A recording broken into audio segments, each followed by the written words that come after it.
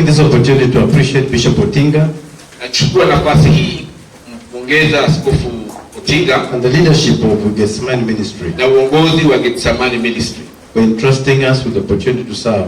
Kwa kutuamini nafasi ili tuweze kuwatumikia. Yeah, we are grateful that you obeyed God in your calling. Tunashukurani kwa sababu umemtii Mungu katika mwito wako. For that reason, we have got opportunity where we can serve. Kwa sababu hiyo tuko na nafasi ya kuweza kumtumikia Mungu. I'm happy to be here this morning. Na furaha asubuhi ya leo. I did most of my work in South Africa, Botswana, Zambia, Zimbabwe, Malawi. I stayed there for 15 years. Nimefanya kazi yangu nyingi sana kule sehemu ya Afrika, upande wa Malawi, Botswana, South Africa, sehemu ya chini ya Afrikani. Nimekaa huko zaidi ya miaka 15. And I taught in the seminary. Mimi mwalimu wa seminari. I try to do a lot of things with leadership development at the moment. Na nimejaribu kufahamu vitu vingi kuhusu hali ya uongozi. Yeah, you cannot do what a wheelbarrow can do. Hawezi kufanya ile ambayo wheelbarrow inaweza kufanya. If a wheelbarrow can do some work, wheelbarrow inaweza fanya kazi. Allow it to do some work. Allow the wheelbarrow to do work. Kubali wheelbarrow ifanye kazi. That's what Bishop Otinga is doing. Hiyo ndio kazi ambayo Askofu Otinga anafanya. He is trying to delegate. Anajaribu kutawaza so that the ministry can be able to grow. Ili huduma uweze kukua. And when you do this, unapofanya hii, it's biblical. Ni Biblia hiyo. Moses was told to do the same thing. Musa aliombwa afanye hiyo hiyo tu. The way we read Acts chapter 6, that's the same thing that the apostles did. Matendo mlango wa 6, mitume walifanya hayo hayo tu. And I'm grateful that I'm part of this team. Na ukuu wa siku hii ya leo is I'm glad that I'm part of the team. Na furaha kwa sababu mimi ni sehemu ya kundi hilo. I want to take a few minutes nachukua dakika chache hapa to look at something in the Bible. Kuangalia kitu katika Biblia. Having in mind, katika mawazo, we have suffered. Tumekuwa na kuteseka since the month of March. Kuanzia mwezi wa 3. The churches were just closed. Makanisa yalikuwa yamefunga yote. You could not go to church. Haungeweza kuhudhuria ibada yote. At one time we were locked up, we could not drive out of Nairobi. Wakati mwingine tumefungiwa, huwezi kuondoka katika mji huu wa Nairobi. For over 50 years I've lived. Kwa miaka zaidi ya 50 nimeishi. I've never seen schools closed permanently. Sijawahi kuona mashule yamefungwa kabisa hivi. University closed, schools closed, churches closed. Makanisa zimefunga, colleges zimefunga. I saw the first week of March. Niliona wiki ya kwanza mwezi wa 3. Walked into Tasky supermarket. Hata Tasky supermarket. And the people are trying to scavenge for food, buy so that they can stock for some food because they don't know the next move. Watu walisukumana kununua chakula ili waweze kuhifadhi kwa sababu hawajui kitu gani kitakachofuata. Companies closed down. Makampani zimefunga. They scaled down workers. Wale wafanyikazi wamefutwa kazi. There's so many people who are jobless today. Leo hii watu wengi hawana ujira. And it did not only happen in Kenya. Na sio nchi hii ya Kenya peke yake. It has happened all over the world. Imetendeka dunia nzima. I have friends from America who have not opened the churches yet. Niko na marafiki kule Marekani ambao hata makanisa hawafungui tena. Dr. Jensen called me 2 days ago and he said, "You see the March they are opening churches today in South Africa." Dr. Jensen alinipigia simu juzi akaniambia tangu mwezi wa 3 leo Sunday leo ndio anafungua makanisa kule Afrika Kusini. I want us to open the book of 1 Peter chapter 5. Fungue Petro wa kwanza mlango wa 5 and look at one verse. Atuangalie mstari mmoja hapo. Verse 10. Mstari wa 10. I want to ask that person who read, he read very well. Naomba msomaji aliyesoma vizuri sana yule. I want you to read it both in English and Swahili. Ningependa usome yote lugha mbili, Kimombo na Kiswahili. Thank you very much. Asante. 1 Peter chapter 5 verse 10. The word of God says, "But the God of all grace, who hath called us unto his eternal glory by Christ Jesus, after that ye have suffered a while." After the God of all grace, not some grace, but all neema yote, si tu neema kidogo. There are people who have got some level of grace. Kuna watu wako na kiango cha neema, but God has got all grace and all glory. lakini Mungu ana neema yote na utukufu wote. The most important when you read the Bible, mark the words. Kitu cha msingi unaposoma Biblia, angalia yale maneno kwa makini. Go ahead. Make you perfect, establish, strengthen, settle you.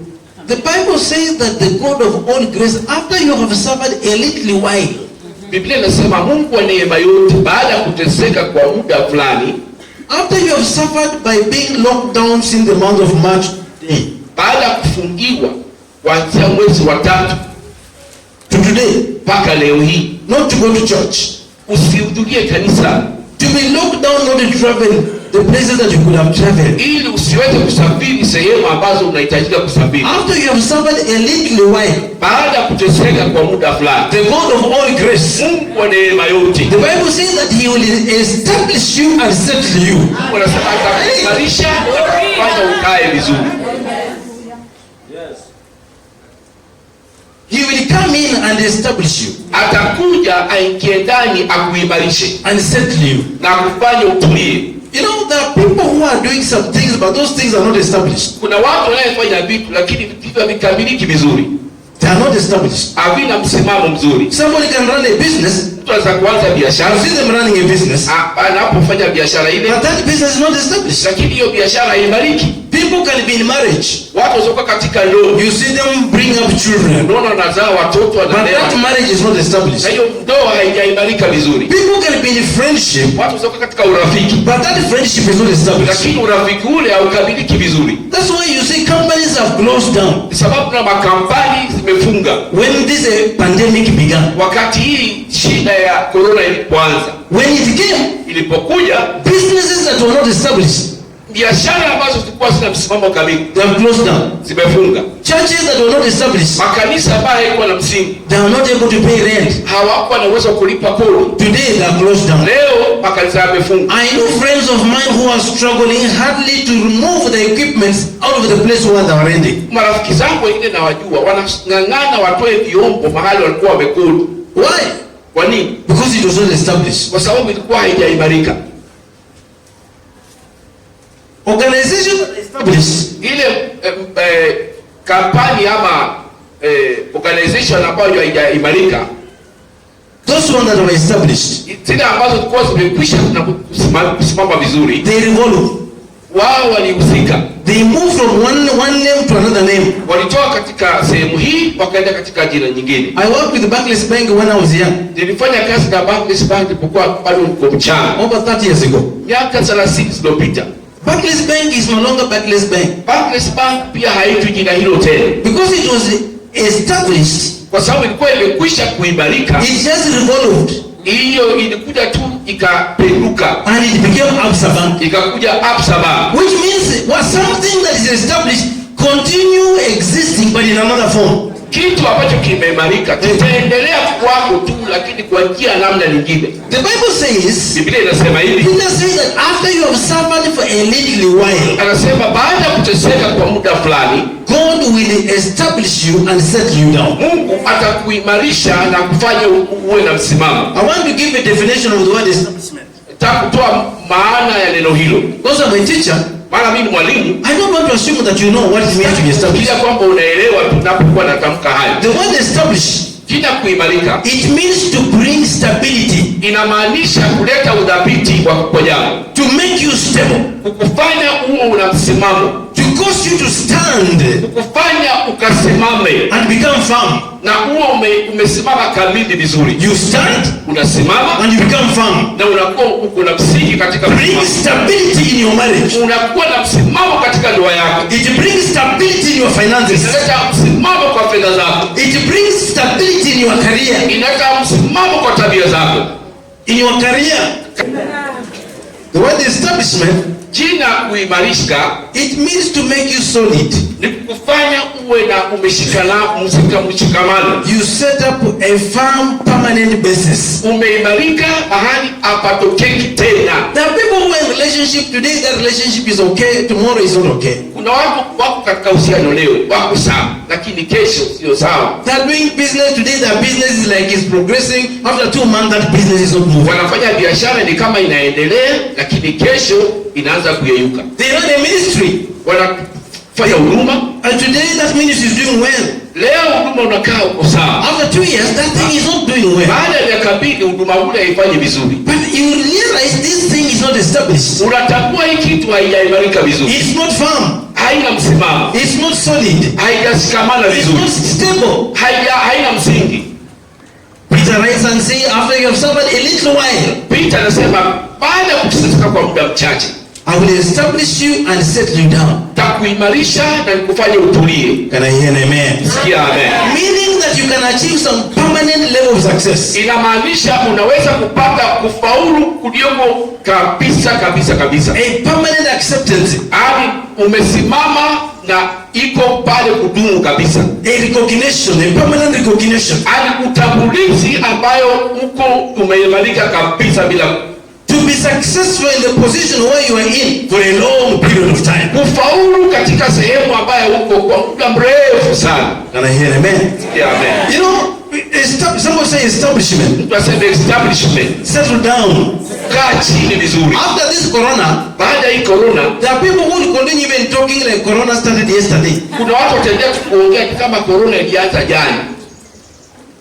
They are not moving on. Wasongi mbele. When that corona came, it hit me so much. Wakati corona ilikuja ilinigonga sana. I closed my office. Nikafunga ofisi yangu. I fired 5 people. Nikafuta wafanyikazi 5. I was running a school. Walikuwa wanaendesha shule. That school is from Form 1 to Form 4. Hiyo shule ilikuwa inapika Form 4. More than 24 staff members, they had to go home. Wafanyikazi 24 iliwabidi waache hiyo kazi. Even the security, they are not there today. Hata watchman hawako hapo siku ya leo. That was then in March. Hiyo ilikuwa ni mwezi wa 3. And then I suffered. Nikateseka Because my work stopped flowing. kwa sababu kazi yangu ilikosa kutiririka vizuri. I meet people who say, hey, Nakutana na watu wanasema this thing has wasted our year. hii kitu imeharibu mwaka wetu mzima. It did not waste our year. Haikuharibu mwaka wetu mzima. What God did, Ile Mungu alifanya, He just made us to pause a bit, just to pause. alifanya tutulie kidogo tu. We just paused a bit. Tutulie kidogo tu. We just paused. Alifanya tutulize tu kidogo. Now we are back. Sasa tumerejea. I am a farmer. Nilikuwa na mkulima. I'm a farmer myself. Mimi ni mkulima mwenyewe. Anytime a crop is planted, Wakati ule wote unapopanda mmea, then when it sprouts out, wakati inapochipuka chini, the pest or the doodles come and disturb that crop. wadudu wanakuja kujaribu kusumbua ule mmea. If that crop picks up again, Ile mmea ikichipuka tena vizuri, it becomes so resilient inakuwa katika hali iliyoko simamika and it grows more fruits. na inazaa matunda mengi sana. Observe it in the farm. Wewe tazama katika shambani. We have been disturbed since the month of March. Tumesumbuliwa kuanzia mwezi wa 3. Those of us who survived this corona thing, Wale ambao wamepita hii mtihani wa corona, we are going to be established and we are settling down in Jesus' name. tutakuwa tumeimarika na kutulia katika jina la Yesu. Now, Sasa when you go in the book of John, unapokwenda kitabu cha Yohana and we need to remain in the Bible, chapter 22, verse 38, mlango wa 22:38, and you are reading, unaisoma dada. we want this word to get, because Tunataka tufanye kazi pamoja. we are preaching the word. Job Tunahubiri neno sasa. verse 28. You got it? Job 22, Job 22. verse 28. Job 22 verse 28. Yeah. The Bible says, Yeah. thou shalt also decree a thing, You will decree a thing. Utatangaza kitu. and, Hey. and it shall be established unto thee. Just leave it and stand. Keep standing. Keep standing.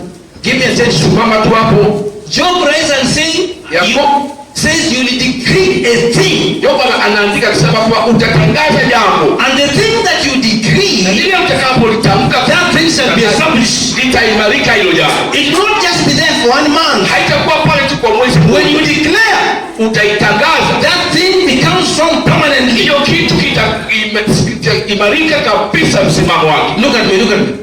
Tazama mwalimu. I'm a teacher. I'm a teacher. Mimi mwalimu. Anything that is beyond God's description in words, Kitu ambacho kimepita maelezo ya Mungu katika maneno, he just call it a thing. anasema tu kitu. Hello? The Bible says he who finds a wife finds a good thing. Biblia inasema kwamba apataye mke apata kitu kizuri. A wife is just called a thing. Mke ameitwa tu kitu. If a man is struggling Kama mwanaume anazunguka and you find a wife, apate mke, the Bible says that wife that you have gotten Biblia inasema ule mke uliyepata huyo is a good thing. ni kitu kizuri umepata. Hello? Hello. Isaiah says, behold, I'm doing a new thing. Isaya anasema tazama nafanya jambo mpya. Something that's beyond God's description, he just called it a thing. Kitu ambacho kinapita maelezo ya kimungu anaita kitu. Now people from today, you are going to begin getting good things. Kuna watu kuanzia leo utaanza kupata vitu vizuri. Job says, declare Yakobo anasema kwamba tangaza a thing, kitu, and that thing shall be na established. hiyo kitu kitaimarika. Bishop Otinga declared something here today. Askofu Tinga ametangaza kitu hapa leo. That thing shall be established Hiyo in kitu Jesus' name. kitaimarika kabisa, Because he declared. maana amekitangaza. You declare divine health, that's what you get. Umetangaza afya njema, hiyo utapata hiyo. You declare progression, that's what you get. Umetangaza maendeleo yatakufuata. You declare divine provision, that's what you get. Umetangaza uungu wa kukuingilia, hiyo uungu utakuingia. Look at Psalm chapter 7. Psalm 7. Angalia Zaburi mlango wa 7.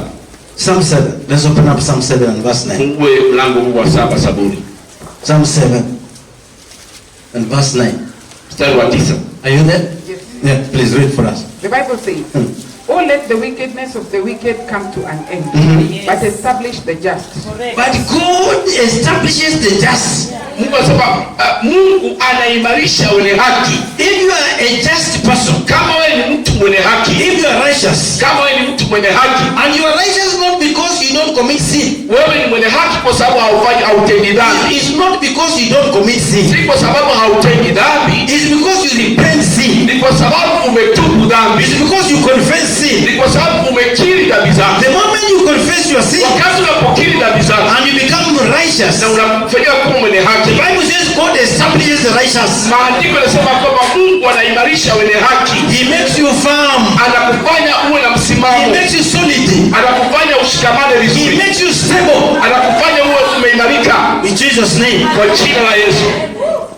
Hallelujah. Haleluya. Proverbs chapter 10, Methali mlango wa 10 verse 22. sura 22. See, we went to seminar. At the time I went there, we used to pick up just one scripture and study the scripture.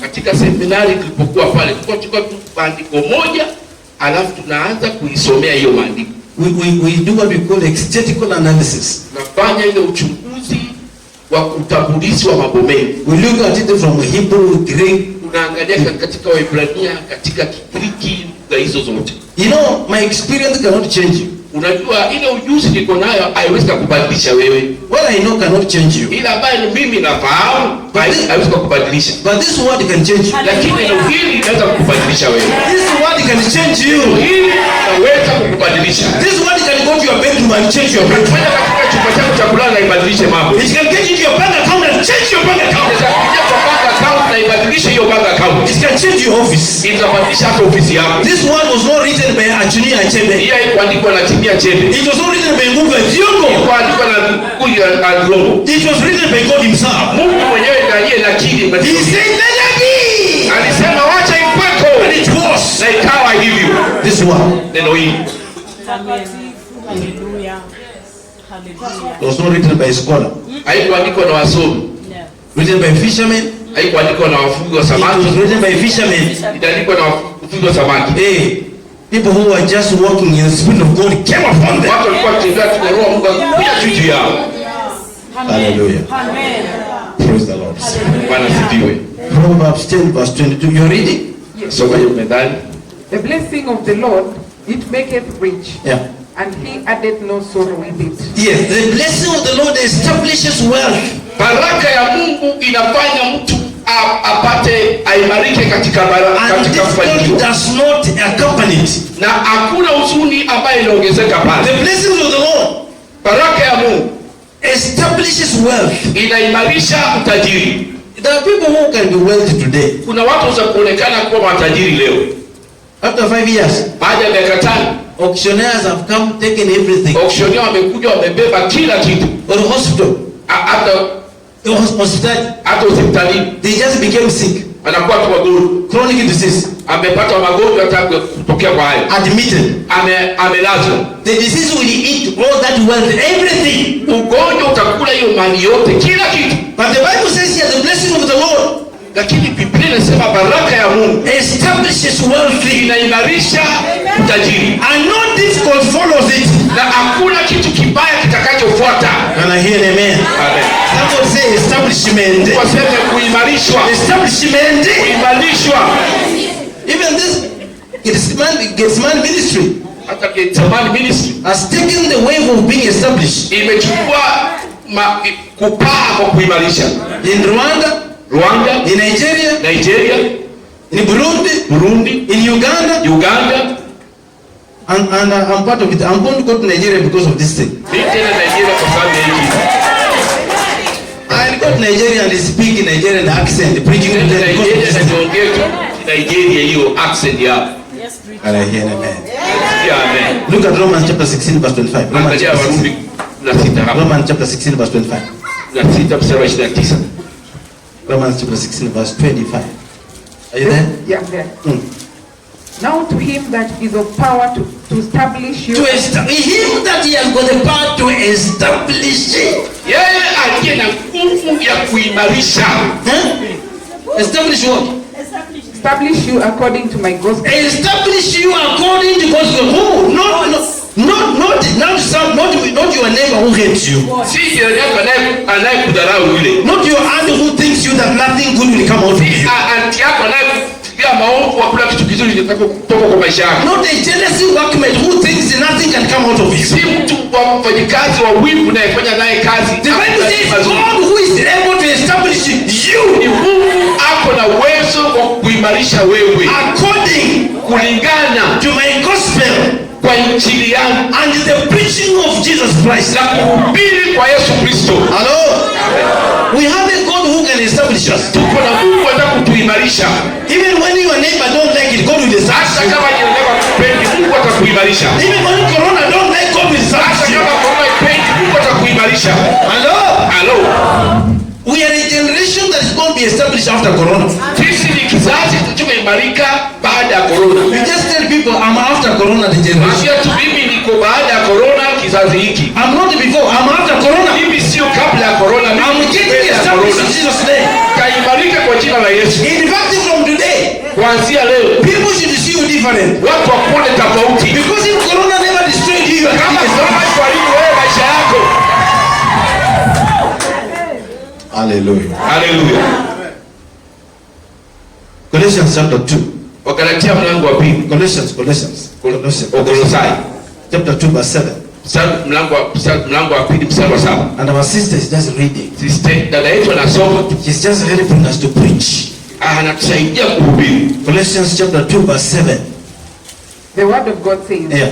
rooted and built up in him, Yeah. and established in the faith. And established in the faith. Anaimarisha katika imani. Hallelujah. Haleluya. There are people whose faith sometimes is okay. Kuna watu wengine imani yao iko sawa, Tomorrow it is not there. kesho imani hiyo haiko tena. They believe for healing yesterday. Wanaamini kuhusu jana, Next week they are sick, they don't believe God. wiki ijayo wamegonjeka, hawamwamini Mungu The tena. Bible says he who is able to establish in the faith. Biblia inasema yeye aliye na uwezo kuimarisha katika imani.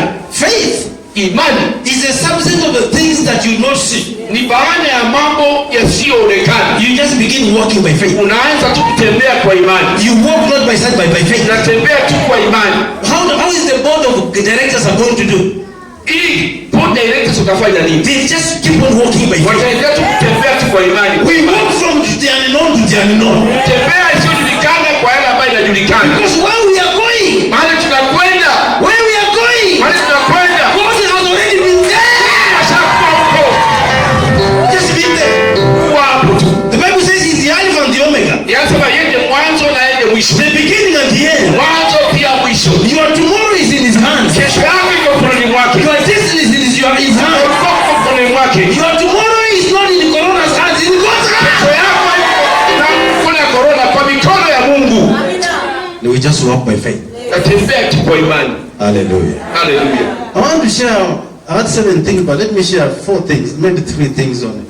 What you say? Saba lakini nitasema vitu vichache. The key ingredient that you can do to get established. Vitu ambavyo unaweza kufanya ili uweze kuimarika vizuri.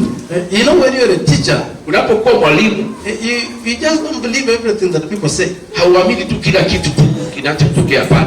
You hear people say that Rome was not built in one day. Unasikia watu wanasema ati Roma haikutengenezwa kwa siku moja. Then people want you just to believe. Alafu wanataka tu wewe uamini hayo maneno yao. I tell them Rome was not built in one day because Chris Baraza was not the supervisor. If I was the supervisor, I could have done some things in one day.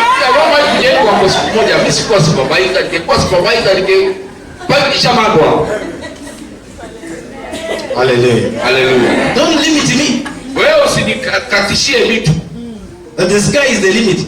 Ati kwamba huko angani ndio kipimo uweze kupita. The sky is the limit. Kwamba uweze kuenda juu ya anga hii. But I've had opportunity to see it in the big airplanes. Lakini nimekuwa na uwezo kukaa katika mandege makubwa More than 20 hours. zaidi ya masaa 20 kwa hewa. And when I look down through the window, Ninapotazama katika dirisha, ninapotazama chini, I see some clouds below me. naona mawingu iko chini yangu. And I realize sky is not the limit. Nasema kwamba mawingu sio kiwango cha mwisho.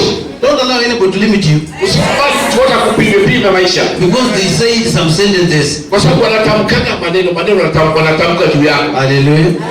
So as a teacher, Kama mwalimu, what do you tell me? unaponieleza That the wicked of the world is kept for the righteous. kwamba utajiri ya wenye dhambi imewekewa wenye haki. Ndio. I don't just say amen. Mimi sisemangi tu amen. After I've said amen, Baada ya kusema amina, I want to ask how. nataka kuuliza kwa jinsi gani? How? Jinsi kwa njia ipi? How is that kept for the righteous? Hii utajiri wenye dhambi inawekeaje wenye haki? Now look at me. Tazame hapa. How do I get this wicked for the righteous? Utapataje utajiri? No, the wicked for the wicked, the riches for the wicked. Utapataje utajiri ya wenye dhambi hii? From their pocket Kutoka kwa mifuko yao and to the bank account. na kutoka kwa akaunti zao za bank Into my pocket. ili ikuje kwa mifuko yangu. My question I'm going to ask is Hiyo how? ni swali utakayojiuliza pale. How? Utapataje? That's the thing. That's the problem with the teacher. Hiyo ndio shida ya mwalimu. Hello. Halo. Now I want to give you 4 things or 5 things that you can do to get established. Nitakupatia vitu 4 ama 5 ukifanya unaimarika. We have looked at the scriptures. Tumeangalia maandiko. We have given a definition. Corona. Usiendelee na vitu ambavyo ukifanya kabla corona haijafika. God helped us to pause. Mungu alitusaidia kutulia kidogo. And when He helped us to pause, Wakati alitusaidia tutulie, before we get into what we want to do next, kabla tuingie kwa cha kufanya baadaye, take some time and plan thoroughly. kwa muda na uwe na mpango ulioko kamili vizuri. Don't just be just continue with your activities. Usiendelee tu na tabia zako na mipango zako za kila siku. Na kazi zako za kila siku. Take some time and plan. Chukua muda ukaweke mpango. Proverbs chapter 16. Methali 16, reading verse 1, 2, 3 and 4. Unaposoma mstari wa kwanza, 2, 3 kuendelea pale. The Bible says, inasema hivi Biblia. to a man belongs the plans of his heart. Mwanadamu upangia mipango ya moyo wake, but God directs the plans. Lakini Mungu huongoza mipango hizo. You ask some people, do you have any plan after corona? Unauliza kuna mpango yote baada ya corona hii? They say we are just hoping for the best. Anasema tu unatarajia Mungu afanye mema. We are just walking around. Tunatembea tu Mungu afanye mema. No. Hapana. I plan for how many children I'm going to have. Mimi nilipanga nitazaa watoto wangapi. When to my mother-in-law saw me with 3 children. Nilienda kutembelea mama mkwe, akaniona na watoto 3. My mother looks at me. Mama akaniangalia, akanitazama. He tells me, I want to talk to you privately. Akasema nataka niongee na wewe kando huko. My mother-in-law, she's now late. Mama mkwe wangu. He's now late. Sasa yeye hayuko tena. You remember you took me there where in the bank? Nilimsindikisha kwa matanga hiyo. I was there with him. Nilikuwa kwa hiyo matanga pamoja na huyu askofu. Then he asked me, akaniuliza, my son, kijana yangu, is there anything wrong with my daughter? Je, huyu msichana wangu kuna kitu baya na yeye? I said no. Nikasema hapana. What's wrong now? Nikasema nini baya sasa? What's wrong? Kitu gani baya? I said there's nothing wrong. Nikamwambia hakuna kitu yote makosa. He said why only 3 children? Kwa nini tuzae watoto 3? Then I asked her. Nikamuuliza mama, you know I'm paying school fees for those children since when they're in standard preschool. Unajua nalipa shule kodi ya watoto hizi shule tofauti. And one of them want to become a lawyer. Mmoja anataka kuwa lawyer. Another one want to become engineer. Mwingine anataka kuwa engineer. Another one he want to become a pharmacist. Mwingine anataka kuwa kusomea madawa. So what are you saying? Sasa mama unasema nini? You want me to have more? Unataka mimi nizae watoto wengi? Will you pay the school fees? Utalipa kodi ya shule yao? You plan. Unapanga. You plan for everything. Unapanga kila kitu for you to get established. Ili uweze kuimarika. If you fail to plan, ukianguka mtihani if you fail to plan, ukikosea kupanga, you are planning how to fail. Unapanga jinsi ya kushindwa. Can I hear an amen? Yeah, amen. Number 2, ya pili, things that will make you established. Vitu tutaka kufanya ili uimarike. Get organized before you get started. Uwe na mpango mzuri kabla get organized. Look for a Swahili word. Get organized. Yes. Look for a Swahili word to use, not mpango tu. Basi jina ya Kiswahili pale katika organization. Yeah, use something else.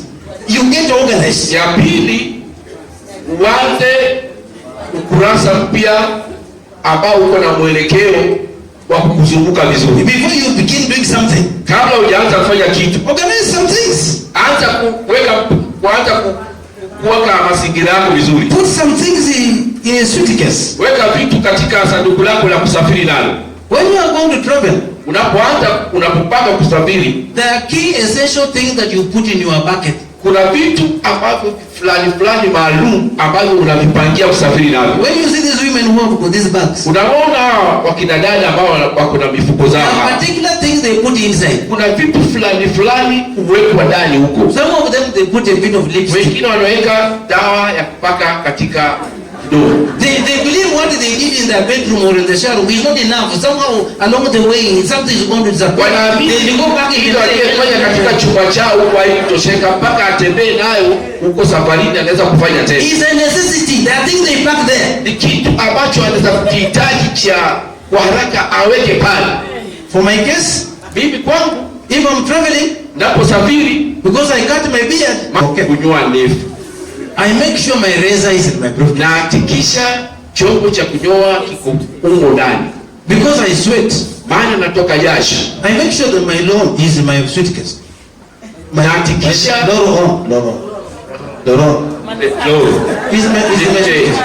kipulizi cha kutoa harufu manukato mazuri. Because I sweat. Maana wakati mwingine natoka jasho. You know some of you don't sweat. So kwa wengine hiyo kutokangi jasho. Hello? Amtokangi jasho wengine wengi. No, we are teaching. Tunafundisha. Because when I put on a mask, maana ninapovaa mask yangu, sometimes I feel like there's bad breath coming. Nasikia kama kuna pumzi ambayo si nzuri kama inataka kutokea. And I think it's the mask producing that bad breath. Nasikia kwamba hii mask hii kutoa hii ndio inatoa hii harufu. So what I do, I brush my teeth. Kwa hivyo tunafanya na osha meno zangu. I carry my toothbrush and the paste. Beba mswaki wa kuosha meno pale. Some of you don't have that problem. Wengine labda hamna hiyo shida. Hallelujah. There are particular things that you put in your suitcase. Kuna vitu fulani kadhaa unaweka katika sanduku lako la kusafiri. I put an extra shirt. Naweka pale shati nyingine tofauti. Just in case they give me good food. Tukifaulu tu kwa hiyo hali No, if they give me good food, kama watanipatia chakula nzuri and I'm eating on the table, na nakula kwa meza, and it happens that when I'm breaking the chicken bone, na wakati napokuja kwako and the soup, alafu supu ya kuku iniendee kwenye shati, I can request to go to the private room and change my shirt. naomba niingie katika chumba cha kubadilisha nibadilishe shati. Some of you, those things don't happen to you. Wengine wengi kama hizo ziwatendekee. Hallelujah. Haleluya. Somebody say, get organized. Wewe kuwa na mpango. Hallelujah. Number 3. Ya tatu. Number 3. Ya tatu. Number 3. Find the right people. Pata watu walio wazuri. You cannot get established if you are walking with every Tom, Dick and Harry. Hauwezi kuimarika ikiwa tu unatembea tu na kila mtu upataye tu mwendo wako unamuhusisha. When we look at your inner circle, Tunapotazama watu wanayekuzunguka, who is inside? nani yako mule ndani? There are two things that make people succeed in life. Kuna vitu viwili vya kufanya ufaulu katika maisha. Number 1, Ya kwanza, the kind of people you associate with closely. aina ya watu unayohusika nao kwa karibu mno sana. They will determine if you will go up Watakuwa sababu ya wewe kuelekea juu or if you will go down. ama utaenda chini. Some of the things that you are struggling with, Vitu vingine ambavyo unasumbuka nazo, it's not because you don't go to school. si kwa sababu haukusoma, It's not because you are not knowledgeable. si kwa sababu hata hauna akili, It's not because you don't have money. si kwa sababu unakosa It's pesa, because you have put some people around kwa you. sababu kwa maisha yako umeweka watu wengine wamekuzunguka. When you want to move forward, Ukitaka kusonga mbele, they pull you back. wanakuvuta nyuma. Hello? Halo. After Corona, choose your friends carefully. Baada ya corona, chagua marafiki zako vizuri. Because you need to move forward. Lazima uende mbele. Hallelujah. Haleluya. So I'm saying get the right people. Nasema pata watu walioko wazuri. I've got very few friends. Mimi niko na marafiki wachache sana. Very few. Wachache sana. I have many people that we are. I've got 52 friends on the WhatsApp, on Facebook. Niko na watu 52 katika ile Facebook wenzangu. When I check some of the people who are there, Ninapoangalia watu wengine ambao wako pale, they have 10,000, 10,000, 2,000 friends. marafiki 2,000. So one time my son looked at my Facebook Siku moja kijana wangu akatazama Facebook yangu, and asked me, akaniuliza, baba, Dad, what's wrong with you? baba, nini baya na wewe? I've got 5,000 friends. Niko na marafiki 5,000. You have got only 52. Wewe una 52 tu. I told him what matters to me is not the quantity but the quality. Nikamwambia kitu kinachonijali sio wingi wa kitu, lakini udhamani wa kitu. Get the right people that make things to work. Tafuta watu walioko sawa, watakayesababisha vitu vikutendekee vizuri. People who have got vision. Watu wanayetembea na maono. People who are moving somewhere. Watu ambao wanatembea kwenda mahali. People who tell you this thing seems impossible now, but tomorrow is going to be possible. Watu wanayekuambia hiki kitu ni ngumu leo, lakini kesho itawezekana. Hello. Not people who are just moving in circles. Si watu tu wanayezunguka mahali pamoja. During Corona, they were just in the same spot. Katika corona wako tu pale tu After Corona, they're in the same spot. hata wakati wa corona kwa pale. They have got the same problems Wako na shida zao ni zile tu. with no solution for the same problem. Hakuna matokeo katika shida zao ni zile. Can I hear an amen? Sikia amen. Somebody say, hey, I'm shaking my inner circle. Mtu aseme katikiza watu wa ndani wa kwangu. The right people Watu walioko sawa kwangu. will make the job done. Watafanya kazi itendeke. Can I hear an amen? Sikia amen. Number 4. Ya ine. This is the last one. We had Hii ndio ya mwisho we had 7, but we just leave it here. kuna 7 lakini takazia tu hapo. Takupitia hapo ine. So we can't finish up this Hatuwezi kuenda mpaka 7 huko kwa saa hizi. because we have gone beyond the Bishop Otinga's time. Kwa sababu tumeenda kupita saa ya askofu. Number 4. Ya ine. If you're going to get established Ikiwa utaimarika and you are doing something, na wewe unafanya jambo, when you delegate people to do what you want to be done, ukitawaza watu ili watende ama watimize kile ambacho ukipenda kitendeke, delegate it wisely. basi wewe wakabidhi kazi katika njia ya hekima. Wisely. Kwa hekima. Hallelujah. Haleluya. You know, we have people who have got just a problem. Kuna watu tu ambao unajua wako na shida tu. He has got a problem with the husband, ako na shida na mumewe, but instead of getting a good person who can advise and counsel, badala kutafuta mtu mzuri atakaye mshauri katika sehemu hiyo, they go to the salonist. anakwenda kwa mtu wa kutengeneza nywele. The salonist is a single lady, Na ule mwenye anafanya kazi kwa saluni hajaoleka, doesn't know anything about marriage. hajui chochote kuhusu ndoa. You begin discussing with the salonist about your husband. Unaanza kuongea naye kuhusu bwana yako. Hello. If my car breaks down, Kama gari langu itaharibikia barabarani, I don't call a carpenter. mimi siiti fundi wa mbao. I don't pull my car and take to a carpenter garage. Mimi sipeleki gari langu kwa fundi wa mbao. Then I tell a carpenter, Na kwa ule carpenter, my car has broken down. gari langu The limepata shida. carpenter do not understand how to work on a car. Ule mseremala hatajua jinsi ya kufanyia kazi ile Can I gari. hear an amen in this house? Amen. The person who knows how to work on my car is a mechanic. Anayejua kufanyia kazi gari ni mekanika. Don't share your information with the person who cannot give you solution. Usishiriki mambo yako na mtu ambaye hatakupa jawabu. Can I hear an amen? Sikia amen. Delegating wisely. Ili unachagua kwa njia iliyo na hekima. That's why right now when I get stuck Unajua kama sasa ni hapo kwenda ni kwa in the ministry, niko katika huduma, I would look at I would look where Bishop Otinga is. nitaangalia jinsi nitamtazama tu vile Bishop Otinga. I will look for one of my church members. Sitaenda kuangalia mmoja mshirika wa kanisa langu And they begin saying, you know, this thing has become too hard. alafu nianze kuambia mshirika wangu, bwana hapa naona kama nimelemewa. I'm sharing information to the wrong person. Taarifa yangu naiweka katika mtu ambaye hafai. And I hear an amen. Sikia amen. Some of you are going to do business Wengine wengi mtakwenda kufanya biashara after this corona. baada ya corona. And that business is going to succeed. Hiyo biashara itafaulu. Get people who are going to advise you. Pata watu watakayekupa ushauri. Get people who believe in you. Watu wanaoamini ndani yako. People who have gone more than what you have done. Watu ambao wamefanya vitu kupita hapo mbele. Can I hear an amen? Sikia amen. Delegate wisely. Utawaze kwa njia ya hekima. Don't just do things because you want to do with your wife or your son or your daughter. Usifanye tu vitu kwa sababu unataka kupendeza mke wako ama mtoto wako ama binti yako, hapana. If you do it that way, it's like you want to limit what you want to do. Ukifanya hivyo basi unafupisha kila ambacho ungependa kutimiza. Get some professionals. Wewe pata mtu anaye na hekima katika sehemu hiyo. Get some professionals, involve them. Pata mtu aliyesomea sehemu hiyo. Our chairman has said Mwenyekiti wetu amesema that he has already gotten a consultant. ameshapata mtu aliye na masomo katika eneo fulani. So we will be working with him in the issue of board of Kwa hivyo directors. tutafanya kazi na yeye kwa njia ya kupata ushauri. We want to get a breakthrough. Lakini kupata upeo, We want to go where we have never been. tunataka twende mahali hatujawahi kwako kufika. We have to get specific people with the knowledge. Lazima tupate watu fulani walio na ujuzi katika maeneo haya. Can I hear amen? Sikia amen. Say with me, I will declare a thing, Sema na mimi nitatangaza jambo and the thing shall be established. hilo jambo litaimarika. Say it again.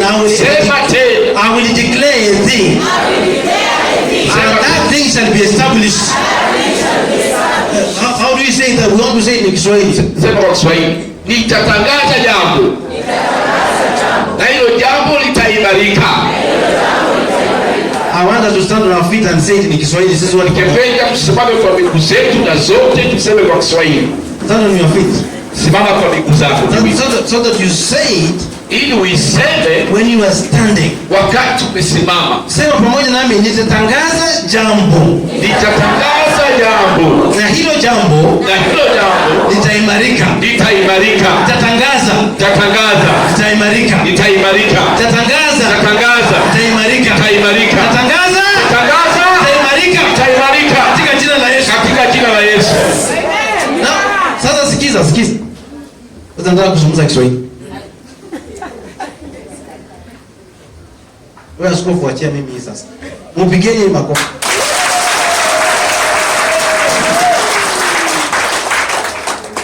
Acha nizungumze Kiswahili.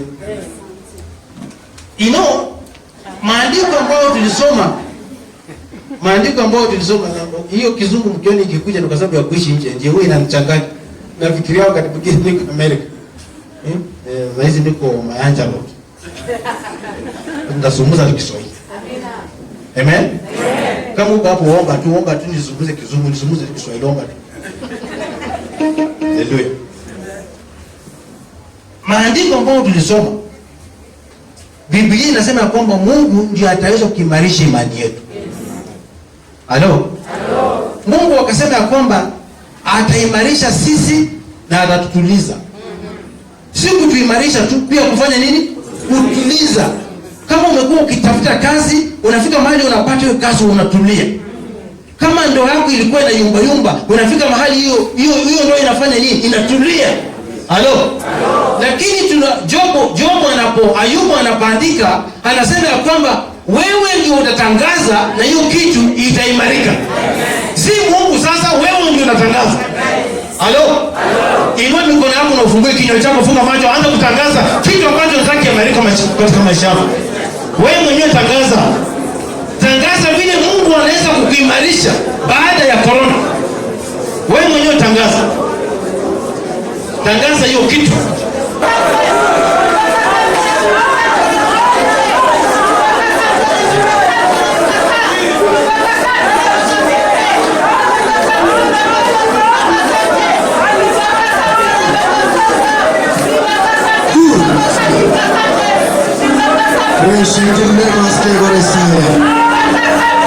Nakuombea hapo ulipo. Unabarikiwa maisha. Umetangaza na imetendeka. Sasa unaipokea maisha yako. Kile umetangaza ni yako. Kile umesema umepata. Lile ulihitaji umepokea. Sasa nataka kuweka sahihi kwa kazi yote ambayo umesema na Mungu. Maana neno limekugusa na vile limenigusa. Najua limefungua mlango mahali. Hautalia tena. Hautaangamia tena. Maana umebarikiwa. Maana umefunguliwa. Maana mambo yako yote yanaimarishwa kuanzia mwaka huu. Kuanzia siku ya leo. Maana hii ndio wakati wako. Baada ya kifo na magonjwa na shida ya mambo ya corona, sasa wewe ni mpya katika roho, katika maisha, katika kikazi. Wengine wakifutwa, wewe utarudi kazi. Wengine wakikataliwa, wewe utakubaliwa. Wengine wasipobarikiwa, wewe umeshabarikiwa. Wengine milango yao kama imefunga, yako imefunguliwa. Wengine wakirogwa, wewe hauwezi rogeka na kuombea. Kama wewe ni mgonjwa kuza mahali pale, maana Yesu anakuponya sasa. Kama una shida yoyote, inua mkono wako kwa Bwana, maana unabarikiwa. Jehova, katika jina la Yesu Kristo, naweka ibada hii mikononi mwako. Ibada iliyofaulu, ibada ya ajabu hii ya Jehova. Neno lako limeguza moyo wa mtu. Neno lako limefungua mahali. Neno lako limeguza mahali. Naomba kuanzia leo, watu ambao walifika mahali hapa, mkono wa Mungu uandamane pamoja nao. Kazi ya Mungu ipande pamoja nao. Wakufanyie kazi kwa maana wanaenda kutenda mambo ambayo wamenena na vinywa vyao. Ufungue milango iliyofunga. Ufungue maisha ambayo ilikuwa ngumu. Nasimama kinyume cha shetani. Kazi zote za ibilisi, magonjwa na maradhi, uchawi na utatizo wa damu, naikemea katika jina la Yesu. Shetani ashindwe. Milango ya shetani yote ifungwe. Mambo ya umaskini ifungwe. Mambo ya mahangaiko ifungwe. Baba, wapatie maisha mapya. Yale wamenena wacha ikatendeke. Na mahali neno limependa likae pale pale. Usaidie hata mtumishi aliyetupa neno. Simama naye kwa kazi ya mkono yake. Simama naye kwa jamii yake. Simama naye kwa huduma uliompatia. Kutoka hapa kila mmoja abarikiwe. Asante kwa yale umetenda. Kwa Yesu aliye Bwana na Mwokozi nimeomba. Amen. Mungu awabariki nyinyi wote. Inua mkono sema asante Yesu. Asante kunibariki. Asante kunifungulia. Asante kunipa haja ya moyo wangu. Mungu awabariki nyinyi wote.